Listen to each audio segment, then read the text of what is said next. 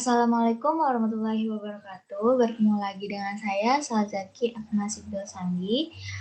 Bisa dipanggil Salsa, saya dari D3 Akuntansi Fakultas Ekonomi Universitas Negeri Padang.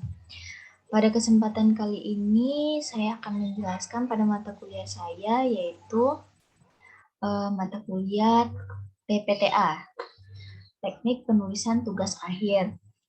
Pada kesempatan kali ini saya kebetulan sedang UTS dan di sini dosen saya Bu Nita menyuruh untuk membuat video mengenai isi dari bab 1 dan bab 2 yang saya bikin. Saya akan menjelaskan bab 1 dan bab 2. Oke, sebelum masuk ke bab 1 dan bab 2, saya akan sedikit membahas tentang cover. Cover di sini semua isi mengenai TA itu kita harus lihat buku panduan TA-nya ya teman-teman, buku panduan tugas akhir. Nah, apa saja sih yang ada di cover? Pertama itu judul, apa yang judul yang kita angkat. Nah, yang di bawah judul itu tulisan tugas akhir, tugas akhir. Di bawah tulisan tugas akhir, maksud penulisan kepada siapa kita ajukan tugas akhir ini, proposal ini gitu. Di bawahnya lagi lambang UNP. Lambang UNP-nya itu nggak boleh terlalu besar banget, teman-teman. Sedang aja yang secukupnya. Di bawahnya lagi, di bawah logo, ada nama dan di bawahnya name kita. Terus di bawahnya lagi alamat kita. Berasal dari prodi mana, fakultas, dan universitas mana. Di bawahnya lagi tahun penyelesaian. Kebetulan saya tahun penyelesaiannya di tahun 2021. Next. Nah, setelah cover tuh ada daftar isi. Sebenarnya setelah cover tuh ada kata pengantar lagi teman-teman. Cuman di sini saya akan menjelaskan daftar isi. Nah, contoh daftar isinya seperti ini yang saya buat gitu ya. Daftar isi ini berarti nomor halamannya di sini itu menggunakan huruf Romawi. Dan kalau bab 1 pendahuluannya sampai selesai itu menggunakan menggunakan angka biasanya, menggunakan angka biasa. Gitu teman-teman. Seperti inilah contoh daftar isi. Sekilas saja teman-teman.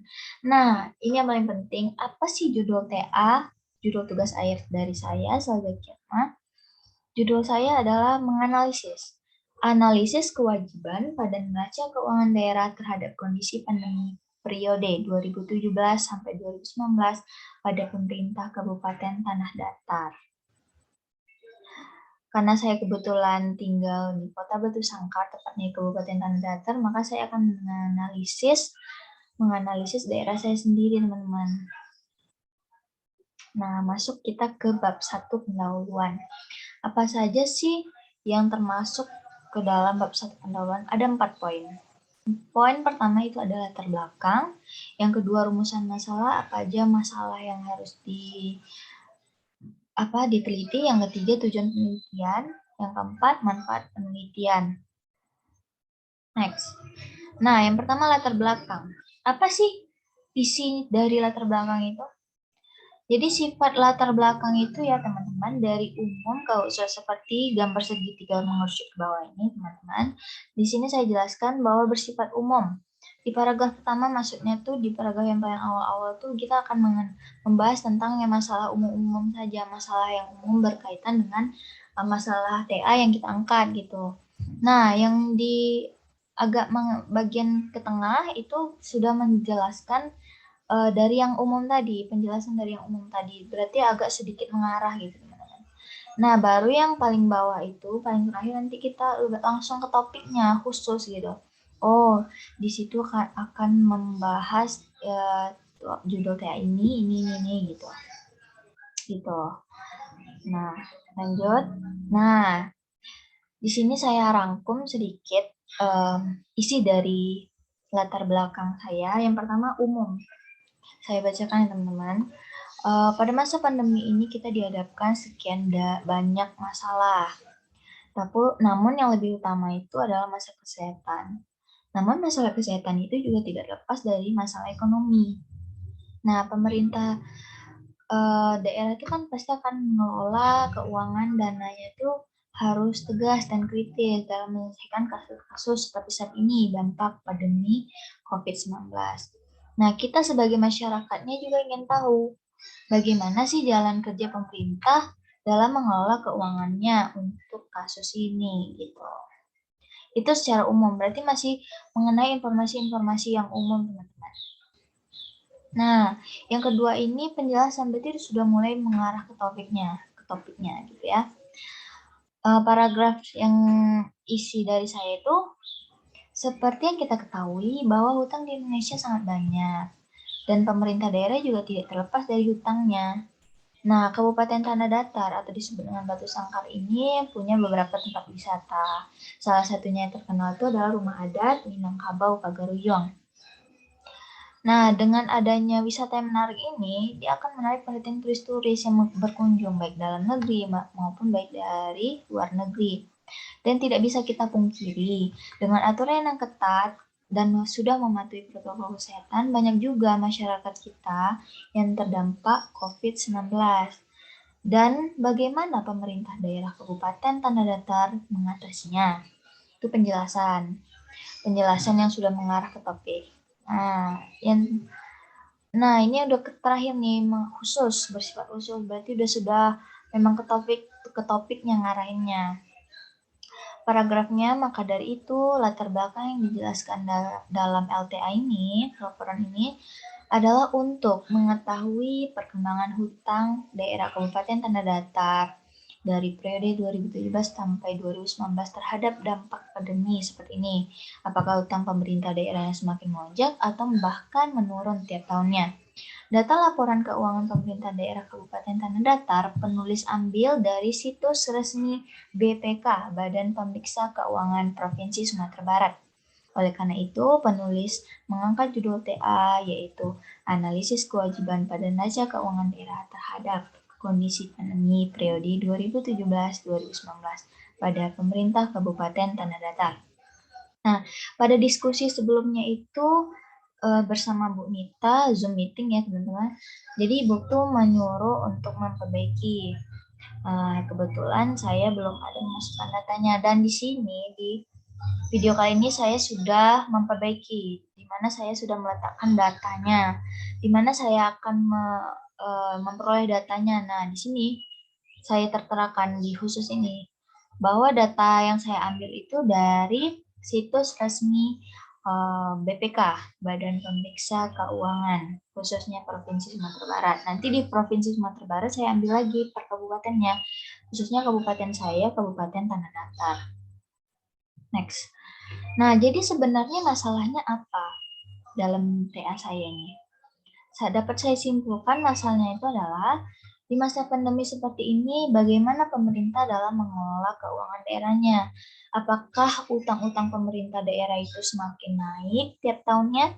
Nah, itu masalahnya, teman-teman. Jadi menurut saya ini topik yang menarik untuk saya angkat sebagai TA. Jadi makanya saya angkat judul TA-nya ini, teman-teman. Nah, di bab 1,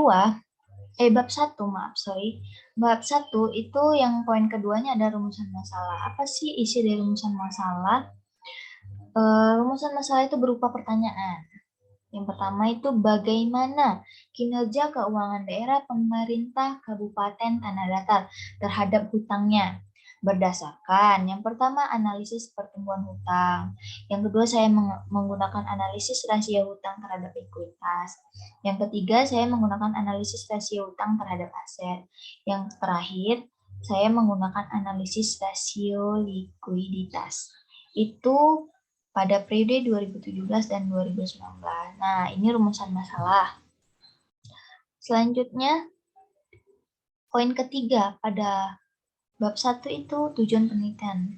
Jadi tujuan penelitian ini adalah jawaban dari rumusan masalah tadi, teman-teman. Jawabannya adalah untuk mengetahui kinerja keuangan daerah pemerintah Kabupaten Tanah Datar terhadap utangnya berdasarkan analisis. Nah, 4 analisis tadi yang saya gunakan. Yang pertama, analisis pertumbuhan hutang. Yang kedua, analisis rasio hutang terhadap ekuitas. Yang ketiga, analisis rasio hutang terhadap aset.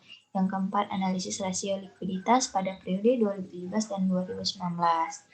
Berarti tujuan penelitian itu adalah jawaban dari rumusan masalah. Rumusan masalah itu berupa pertanyaan bagaimana gitu kan. Next. poin terakhir pada bab 1 itu adalah manfaat penelitian gitu. Manfaat penelitian itu ada bagi penulis, bagi pemerintah daerah, bagi akademis, bagi pihak lain. Bagi penulis itu sebagai sebagai referensi menambah wawasan mereka dalam memperancar urusan pembuatan TA dia gitu. Pemerintah daerah mungkin juga sebagai penambah referensi mereka sama seperti akademis, bagi pihak lain juga. Semoga bermanfaat ya kan teman-teman. Nah, masuk kita ke bab 2, tinjauan pustaka. Tinjauan pustaka ini mengenai materi-materi apa yang berkaitan dengan masalah TA yang kita angkat gitu. Nah, kebetulan saya menganalisis kewajiban. Di sini saya mengambil 2 materi, nanti ada poin-poinnya. Pertama, kita harus tahu dulu keuangan pemerintah daerah, dan yang kedua analisis kewajiban itu sendiri, bagaimana cara perhitungannya kan gitu teman-teman. Next. Nah, jadi kita harus tahu dulu keuangan daerah itu apa sih artinya.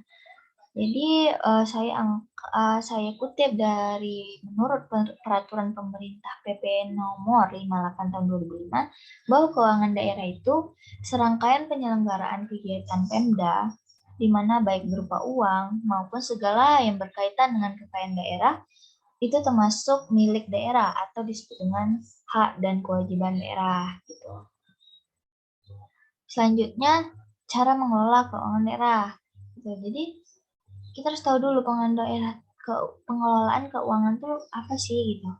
Menurut Peraturan Menteri Dalam Negeri Republik Indonesia Nomor 77 Tahun 2020, saya kutip dari sana, bahwa pengelolaan keuangan itu merupakan seluruh kegiatan, meliputi yang pertama perencanaan, ada yang kedua penganggaran, pelaksanaan, kemudian penatausahaan, pelaporan, pertanggungjawaban, dan yang terakhir pengawasan terhadap keuangan daerah. Nah, itu kita dalam mengelola keuangan daerah itu serangkaiannya ya kegiatannya. Begitu teman-teman. Next, poin ketiga itu kita harus tahu laporan keuangan daerah, karena kita mengambil data itu kan dari laporan keuangan daerah juga. Jadi kita harus tahu bagaimana laporan keuangan daerah itu. Jadi materinya yang saya ambil. Jadi apa sih kegunaan dari laporan keuangan daerah? Gunanya itu untuk mengetahui informasi data keuangan nih dari pemerintah daerah, di mana informasi itu bisa berupa sumber daya ekonomi yang dimanfaatkan dalam pelaksanaan urusan operasional pemerintah dan bagaimana kinerja keuangan daerah berjalan gitu. Nah, terakhir kita akan membahas materi tentang analisis kewajiban. Kewajiban itu apa sih? Kewajiban itu sama dengan utang. Kalau di akuntansi namanya kewajiban atau likuiditas. Jadi kewajiban itu adalah utang yang timbul dari peristiwa masa lalu yang penyelesaiannya itu mengakibatkan aliran keluar sumber daya ekonomi pemerintah. Jadi analisis kewajiban itu banyak sebenarnya, ada 9 analisis. Cuman pada TA saya cuma menggunakan 4 analisis yang pertama. Coba saya bacakan ya teman-teman. Pertama analisis pertumbuhan utang, yang kedua analisis rasio utang terhadap ekuitas, yang ketiga analisis rasio utang terhadap aset, yang keempat analisis likuiditas. Nah, 4 ini yang saya gunakan dalam TA saya. Nah, yang kelima ada apa lagi? Analisis rasio utang per kapita, yang keenam analisis rasio PAD, pendapatan asli daerah terhadap bunga utang, yang ketujuh analisis utang terhadap PDRB, pendapatan daerah rasional bruto, yang kedelapan ada rasio utang terhadap PAD, dan yang terakhir rasio aset terhadap utang. Nah, inilah yang akan saya pelajari cara menganalisisnya nantinya dalam TA saya itu.